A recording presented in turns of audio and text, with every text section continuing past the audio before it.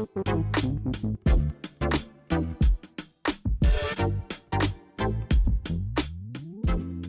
we not only have one Ioniq 5, but two, as you guys saw from the introduction of this video.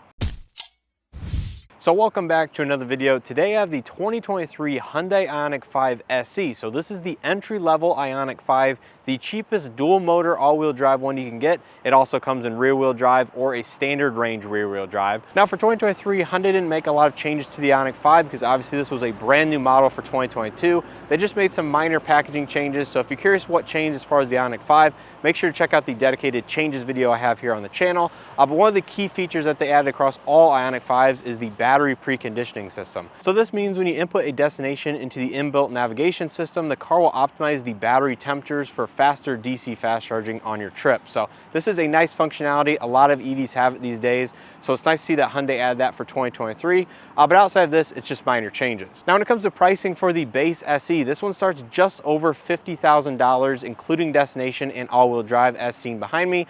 This was a slight increase over the 2022s. I believe Hyundai increased the price about $1,250 to $1,500 depending on the trim level of the Ioniq 5. So do keep that in mind. I got a slight increase for 2023, but overall it remains a very strong value. So the Ioniq 5 in front of us is finished in the Atlas white exterior, and this one has the gray two-tone interior. Up front of the SE, this is going to be the same as the SEL for 2023. So you will find the LED reflector headlights with LED daytime running lights that you can see are activated. The Limited will get the nicer premium LED headlights, which does include LED turn signals, but this base trim does get the incandescent turn signals lower on the bumper. You can see the cooling flaps are open and the car is running, but these will actuate depending on the cooling needs of the cooling system, but they are open as you can see right here. Hyundai emblem found on the hood with the gloss black kind of running along the middle. That is where your safety systems and radar sensors are located in between the two headlights. I think that is a unique design language that Hyundai was kind of able to implement it. Now coming to the side of the vehicle, the SE as well as the SEL will get the black kind of body trim along the vehicle, where the Limited does get kind of a silver or gray accented look to it. These are your 19-inch standard gloss black / machine finish. This is found on the SE as well as the SEL. They are 235, 55, 19-inch Michelin Primacy all-season tires, so a nice high-quality all-season. Body color mirror caps with your pixel LED kind of turn signal indicators. They are going to be heated and do have blind spot detection as standard. You have the power actuated door handles. This does not have Hyundai digital key. You do need to step up to the SEL or higher to get that. But you can see it does have the black accented trim with the tinted windows in the rear. Out back, you can see you do have partial LED lighting once again with your LED brake lights and reverse lights up top, with your incandescent turn signals kind of lower on in the rear bumper. Rear parking sensors are standard on all Ioniq 5s. There's your logo in the center of the brake light portions, chrome Hyundai emblem. Of course, no rear wiper is found on any Ioniq 5. I know that has been a minor complaint by some owners in terms of clearing snow and kind of water off the back windshield. But Hyundai does say with the aerodynamics of this vehicle and the spoiler, it will kind of provide airflow to clear some light water off the windshield. But that would be nice to have a rear wiper, given that this is more of a hatchback design. But yeah, overall, this is a very nice color combination on the Ioniq 5 with the black and white accents. Kind of gives it that stormtrooper look in my opinion, but very nice color combination. Let's go ahead and take a look at the window stickers so you guys know exactly the equipment, and then we'll dive onto the interior. So once again, this is a base SE all-wheel drive, basically comes like it is. There are some extra cost accessories, and the Atlas white paint is an extra cost on this particular Ioniq 5, which brings the total MSRP, including destination, to $51,150. So again, just over $50,000 and the cheapest all-wheel drive Ioniq 5 you can get. So take a look on the interior. Once again, this has the gray on gray interior, but it is a two-tone gray. So you have a lighter gray upper with a darker gray lower and carpet section. Here on the door panel, you do have the kind of basic door panels. You get a slightly nicer one on the SEL and higher. So you have a textured upper. It is fairly hard touch, soft touch padded armrest with your silver accented buttons and door handle pull. So power window, mirrors, and locks with automatic driver's side only. No power folding mirrors. That is on the SEL and higher. Good amount of storage down below in the door pocket. Power driver's seat with two-way power lumbar is standard. And there you can see your darker accented cloth seats. This is the only trim you can get cloth seats on. So immediately we're greeted to the dual 12.3-inch screens. Now this is standard across all Ioniq 5s once again. I really do like the digital displays. It's very configurable using the steering wheel here on the right side. You can go through some of your safety systems, your trip information, your energy consumption, put some of the navigation tools up here.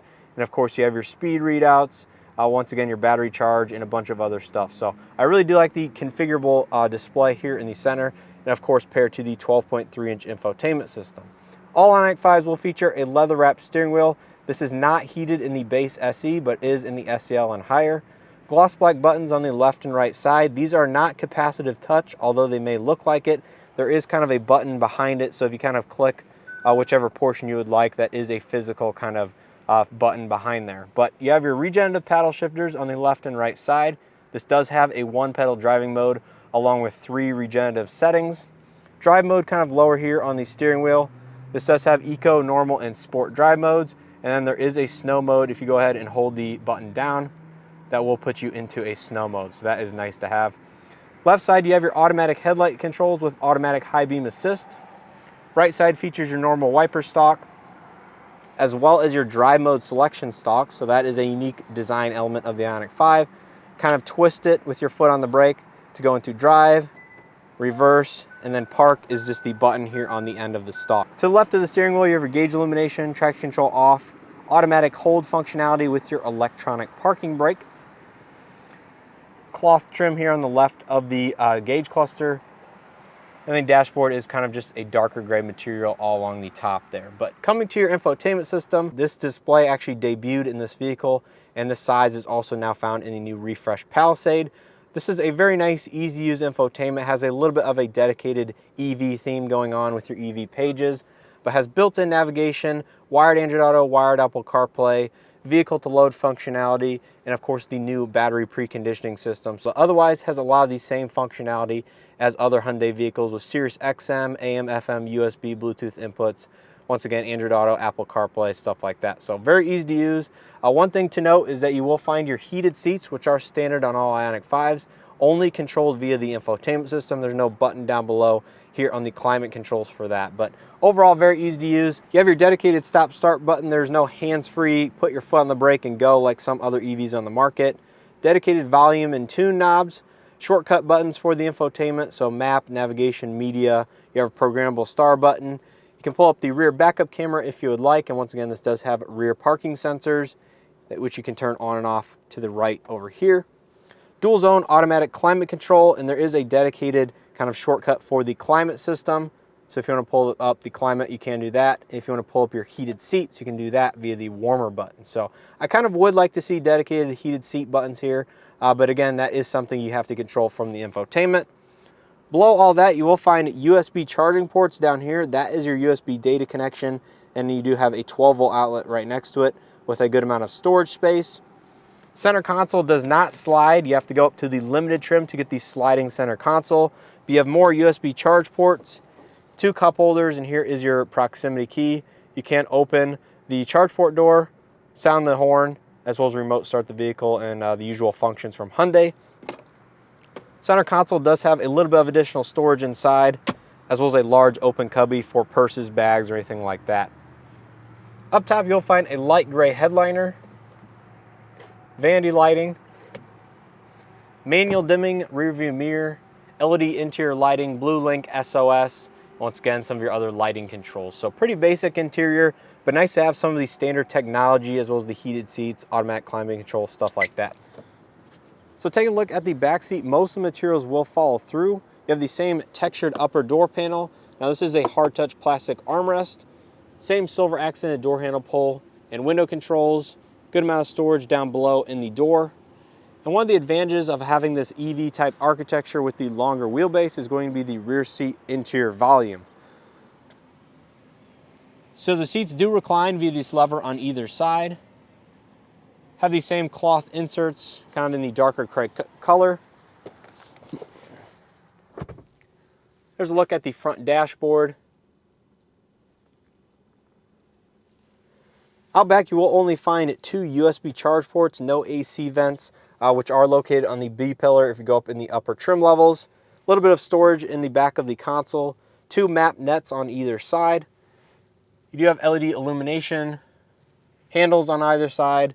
Seats do fold 60-40 split, and once again do recline via the handles on the sides of the seats. Again, one of the big advantages being not only the hatchback but also the longer wheelbase is going to be the interior passenger volume. Now coming out to the trunk, this does not have a power trunk lid, so it is going to have the electronic release, but it is a manual tailgate design. And behind the second row, you have a good amount of storage. Now this does slope down a little bit here, but outside of that, it is still a very usable hatchback space. You do have a light on the left side, nothing really on the right side. Your manual charge port door release is right there. Beneath the floor, you'll find a little bit of additional storage space, including your tire mobility kit, and of course your 110 volt charging that does come with all Ioniq 5s. So good amount of storage. Again, typical hatchback. This is fairly large in size, but again, the angle on the trunk does limit kind of the objects you can put inside. Taking a look at the passenger front seat, materials are going to be the same as the driver. You do have a 6-way manual driver seat, so this does include height adjustment. Some of the textured plastics on the dashboard. This does have a soft touch rubberized texture up top. Glove box is damped and does have an LED light inside. It is fairly deep and sizable. You can see the owner's manual is included in there, but that is a fairly sizable glove box. Now obviously we can't take a look under the hood and see what powers this vehicle, but we can take a look and see what the frunk space is. So under the hood of the Ioniq 5, you will have a very small frunk.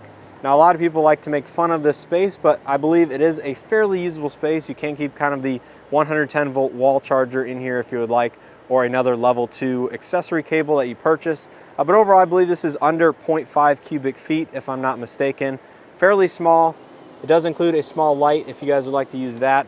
But overall, it is a little bit smaller of a frunk compared to some of the competition. But in terms of the powertrain and drivetrain of this particular vehicle, once again, this is the dual motor Ioniq 5. So it does feature a motor for the front wheels and a motor for the back wheels.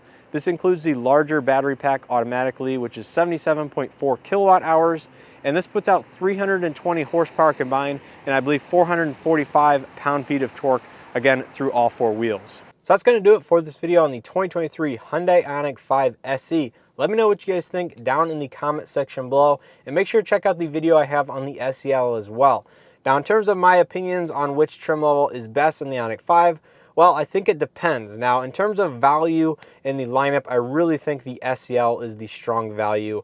For just $1,950 more than this SE, you get quite a bit of equipment, including the power trunk, you get the heated steering wheel, and a bunch of other things as well. However, if you don't want leatherette or leather seating surfaces, you do have to stick with this base SE. So I think there's a trade-off there, depending on some of the features and aspects that you want in a vehicle, whether or not the SE, SEL, or even the limited trim is the right one for you. So hopefully you guys enjoyed this video and found it helpful. As always, make sure to hit that like button below, as it greatly helps out these videos and the channel. Make sure to hit that subscribe button if you guys are new and not subscribed. Turn on your bell notifications and check out some of the other videos I have on the Ioniq 5, as well as other makes and models here on the channel. So I appreciate the support from everybody, and let me know down in the comments once again what you guys think of the Ioniq 5 or anything else you want to see here on the channel. So with all that being said, once again, hopefully you guys enjoyed, and as always, hope to see you guys in the next one.